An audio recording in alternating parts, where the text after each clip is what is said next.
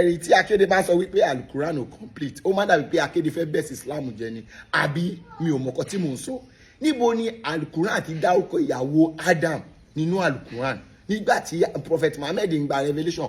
kò possible kí Quran máa sọ ìtàn Adam kó dẹ̀ máa sọ ìtàn ìyàwó ẹ̀ kó má lè dárúkọ ìyàwó ẹ̀ nínú ẹ̀ ẹ jọ ibi tẹ́ bá ti rí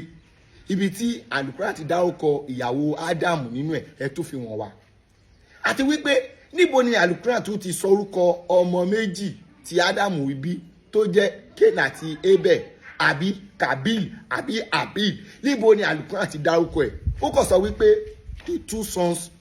of Adam ó wá ní pé ìkan pa kan èwo ló para wọn èwo ni ò para wọn níbo lẹ́yìn tí wàá rí àwọn tó pín nítorí ìgbà tí alukuran fara ẹ̀ ò dárúkọ èyí tó pa kan èyí tó kú èyí tó pa tí alukuran fún ara ẹ̀ ò dárúkọ ó wá yà níbo lẹ́yìn ti rí ìtàn tìyìn tó bá jẹ́ pé kò ń ṣe inú bíbélì alukuran báyìí tó bá sọ̀tàn lọ báyìí inú báíbù ló ti máa lọ complete ẹ gbọ́dọ̀ gbé báíbù sẹ́gbẹ̀ àti alukuran tẹ́ bá ti ń ṣí alukuran lọ báyìí ìtàn tí alukuran bá ń sọ inú báíbù lè máa ti lọ máa complete báíbù kẹ̀ tó bá mú tàn báyìí báíbù máa sọ gbogbo ìtàn yẹn complete dílẹ̀ ni mi ò ṣe kristẹni o but nǹkan tẹ́mi kọ́ rí ọpọlọ táwọn ń gbélẹ̀ kò yẹ pé káàkọ́ délé ìtàn tó ṣojú ẹ̀ ó fẹ́ sọ ìtàn yẹn àwọn kọ́kẹ́ ti sọ ìtàn yẹn tẹ́lẹ̀ tó jẹ́ pé kò rójú kò dàrú ìwọ wá sọ pé ìtàn tí ẹni àkọ́kọ́ ti sọ tó jẹ́ bíbélì kò complete o títẹ ló complete o ìwọ wá tó wá lọ sọ ìtàn yẹn ó wá sọ láàbọ̀ èèyàn tí ọ̀rọ̀ yẹn ṣẹlẹ̀ lórí ò sọ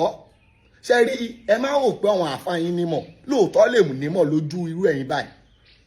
ọ̀rọ̀ yóò yàtọ̀ sí pé kéèyàn máa gbé lábúlé kí èèyàn kan nínú àwọn tó ń gbé lábúlé wá lọ sékòó ìgbà tó máa dé látèkó àwọn ará abúlé wá rò pé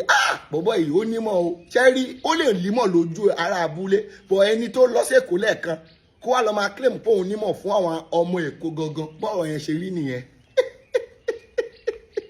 àwa gọ́gọ́ Èkó gangan ọ̀rọ̀ yẹn kò yàtọ̀ sí pé àwa gọ́gọ́ là ń gbé lẹ́kọ̀ọ́ tí àwọn àfáà yín tọkọ wá sékòó lẹ́ẹ̀kan tọ́wọ́ pọ̀ ọ̀hún nímọ̀ ọ̀hún ní dò wọ́n ní àbíbù kàbíbù ìkọ́pà kan dárúkọ èyí tó pa tábàtẹ̀ ń wá èyí tó pààyàn sí a ò dámọ̀ ọ̀rọ̀ yóò yàtọ̀ sí pé kọ́ kidnap ẹlẹ́yà kí wá sọ pé ẹlẹ́yà kábàáyé wá ẹlẹ́yà ìgbà táwọn ò mójú ẹlẹ́yà báwo la ẹ fẹ́ mọ ẹlẹ́yà tó ń wá ìgbà tó yẹ pé ẹ ti fi aṣọ bójú ẹlẹ́yà báwo la ẹ fẹ́ mọ ẹni tẹ́ ẹ̀ ń wá gangan ẹ̀yin náà gbé sílẹ̀ àkáyì akéde òǹṣẹ́gbẹ́ ní bòdì ìmọ̀jú ìmọ̀ lọ. ẹ tiẹ̀ wá ìwé tó jẹ́ pé kò sọ ìtàn bó ṣe kírètì àwa o bíbélì nìkan ló sọ pé ó yọ ìyá ádámù ó fi kírètì ìfù ìwé tó sọ àlùkùránì tó sọ bó ṣe kírètì àwa o ẹ wá ní kí n gbà yẹn gbọ́ dey play kàkà kí n gba àlùkùránì àgbọ̀ máa gba macmillian àgbọ̀ yes máa gbàgbọ́ tí macmillian bá sọ tó this is Simbi she is looking at the mango how many mango are there in the basket there are 5 mangoes in the basket ó máa dídí sọ ìtàn yẹn délẹ̀délẹ̀ ni this is Asa father he has a ram tomorrow is Saturday Asa does not go to school on Saturday he goes to mosque gbogbo ẹ̀ tí macmillian bá fẹ́ sọ ìtàn èèyàn kan ó máa sọ délẹ̀délẹ̀ ni ẹ wá ní ìwé tó jẹ́ pé ó kàn mọ́rọ̀ lábọ̀ kí wá gbà yẹn gbọ́ a play gbàgbọ́ kó.